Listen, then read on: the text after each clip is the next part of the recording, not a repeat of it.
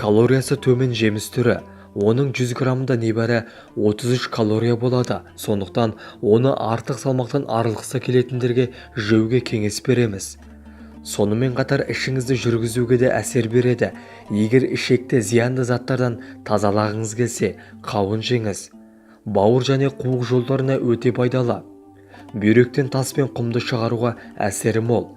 Қандағы гемоглобин мөлшерін көбейтеді. Ағзаңызды әртүрлі аурудан құтқарып, иммундық жүйеңізді қатайтады. Жүрек, қан тамыр ауруларының алдын алады. Жүйке жүйесін тыныштандырады. Көңіл күйіңізді көтеріп, ұйқысыздықтан арылтады. Шаршау және ашушаңдықты басады. Денедегі тіндердің зақымдануына қарсы ферменттер түзеді. Қауында мына өнімдермен бірге қабылдауға болмайды. Сүт өнімдерімен, алкогольді ішімдіктермен бірге қолданғанда ас қорыту жүйесінің бұзылуын тудырады. Бала емізіп